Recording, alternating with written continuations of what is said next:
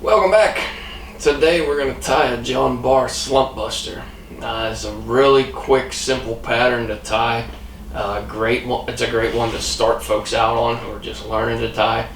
At the same time, it's a really effective pattern.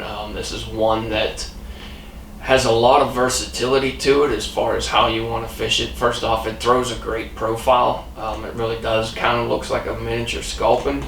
But it can imitate a lot of different bait fish, honestly, depending on the colors that you tie it in and everything. But like I was going back to the versatility, this one you can dead drift it, you can strip it, you can swing it. For the spay guys, this would be an excellent spay fly.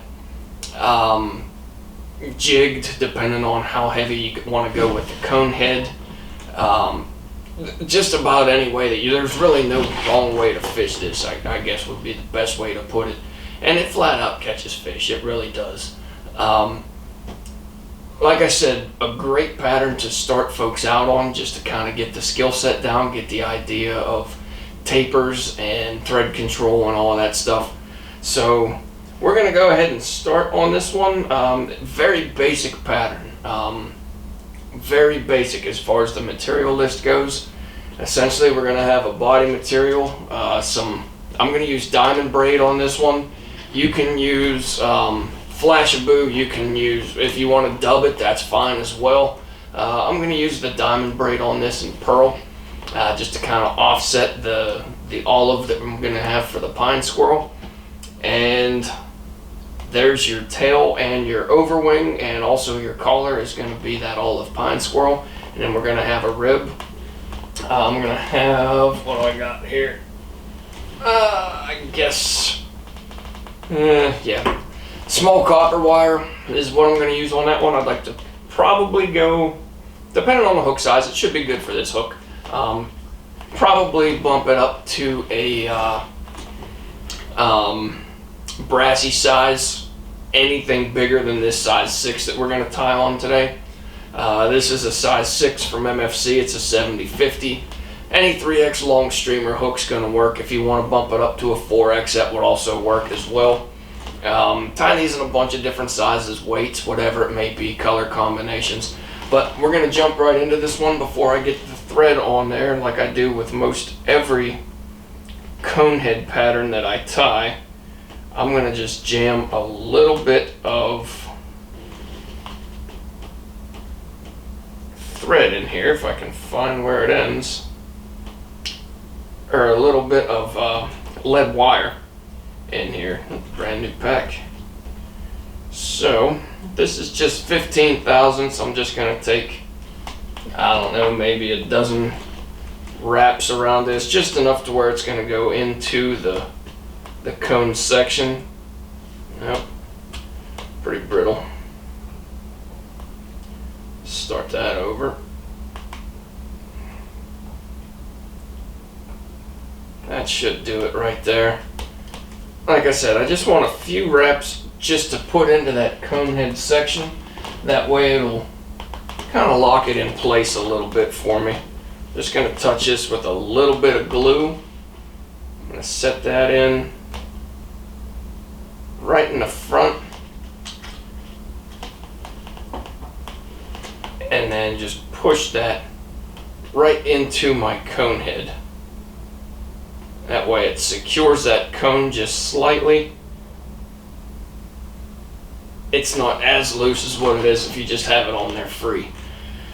So I'm going to get a thread base down here. I'm just going to get a few securing wraps right in front of that lead wire. That way it's not going to back out on me at all. It's locked into place now. Between the glue and the thread, we're in good shape there. So I'm just going to take that back to the ascent of the barb of the hook, work on that thread base, and then I'm going to tie in, first of all, the rib that I was talking about earlier. Just some small brass wire, small copper wire. I'm going to take up the length of this, probably, I don't know, 5-6 inches. Give yourself enough to work with. Don't try and cut it exact and worry about wasting a little bit of material. It's really gonna frustrate you if you try and get these exact. Make sure you give yourself enough material to work with. So we'll just wrap this into place, secure that. Get some good thread wraps in there. And then I'm gonna do the same thing with this diamond braid as well.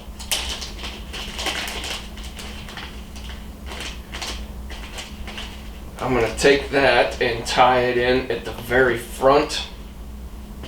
You could take and tie this in at the back if you wanted to, right here where your wire stops, but you'll wind up with a bump or two if you're using this diamond braid. If you're dubbing it, not a big deal. I'd probably just throw it in a loop and run it forward, chenille. You can pull it back and just tie in those cotton strands. This is another way. There's really two different routes that you can go on this one when it comes to your tail and your overwing at this point. You can tie your tail in right now, way at the very back here, and just get some clean thread wraps on that and then cover it up with some rib.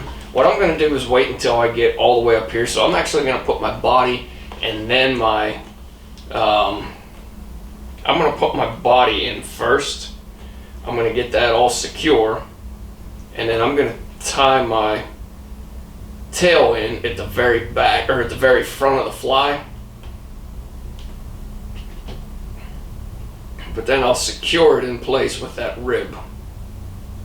So like I was saying, two different ways you can do it. You can tie it in at the front, or you can tie it in at the back. I'm just going to tie it in at the front. It's a little cleaner doing it that way, but either way will work. There we go. So now we have just a nice clean body, no bumps or anything. It's even throughout the entirety of it. I'm gonna get my thread or my rib out of the way here, and then I'm just going to work this pearl braid right to the front.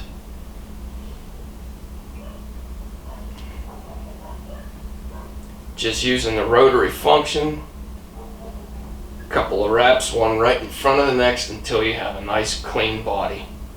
And then like I said, I'm going to take that all the way up to the front. I'm going to leave just a slight gap where I'm going to tie in my tail and overwing, and then also I'm going to leave a space for my collar as well. Just clear that out a little bit. That looks good. Now I'm going to take this. Hi, Maddie. I'm going to take this pine squirrel, and like I said, this is just a dyed olive.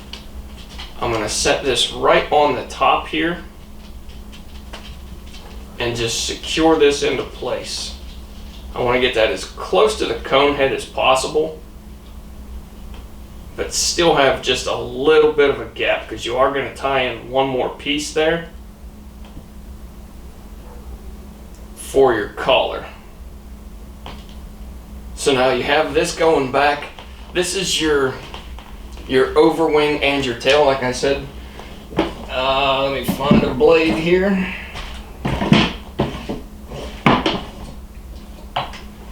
Running out of razor blades. Find a blade here. I'm going to take this tail. I'm going to have the length of my tail about 1.5 times the length of my hook. So I'm just going to go right back here. I'm going to set that tail, put some pressure on with my blade, and then that's going to be the length that I'm going to use right there. Nice clean overwing. And then I'm going to take and counter wrap this, and this is what's going to secure in the overwing. So see, I just wet my fingers there, stretch this out. I'm going to find a spot where I want to take this rib right through that pine squirrel. I'm going to take one wrap right there, secure that in place. Separate these fibers again, bring my rib through there, quite separate them good enough. There we go. Once again, take my rib through there, anchor that in place. Wet my fingers again, makes separating those fibers a little easier.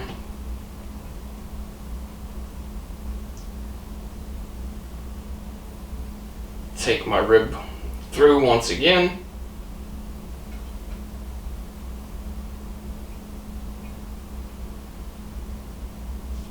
Anchor it in and then go right up to the front.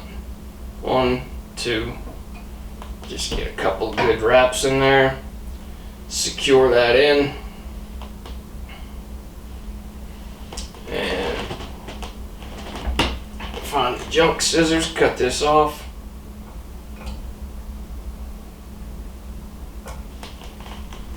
Everything's pretty secure right there. I have a just go over the top of this, make sure that your squirrel is staying on the top there. Once it's secured in place, it's not going to roll on you with that rib on that counter wrap or anything. Just make sure that it's running right down the center. If you have to, you can go back there and readjust, get that centered up if you need to, but everything looks pretty clean. And then to finish this fly off, we're just going to take another strip of pine squirrel. We're going to tie this directly behind our cone head, and then we're just going to make a collar out of this. About 2 to 3 wraps, just palmered like you would a hackle. I want to go 1, probably 2 wraps on this is all I'm going to use. Make sure that you are behind that cone head there. You can see I have a little bit of hide just barely showing. I'm going to clean this up, and that'll disappear just slightly when you take your thread in there. Grab this razor blade again. There we go. I got a little bit of hide there at the bottom. Push that into that cone head. 1, 2, and you can see everything's just disappearing into that voided section in the cone head, and then that pine squirrel is directly behind that cone head. It's a really clean finish that we have right behind that. Let me get that cradle out of the way there. You can see that that collar just leans back real nice. It's a very clean finish on that. And then there, we'll just give that a quick rotation so you can see the length of the tail, how the collar fits in there. And then underneath you'll have just that very faint look, or that very faint appearance of that pearl body.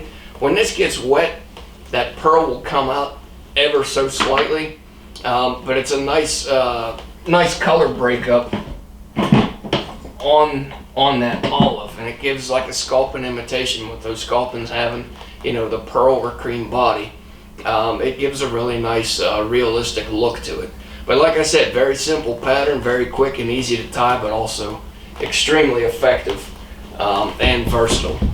So there is John Barr's Slump Buster. If you guys have any questions or comments, leave them with me and I'll get back to you.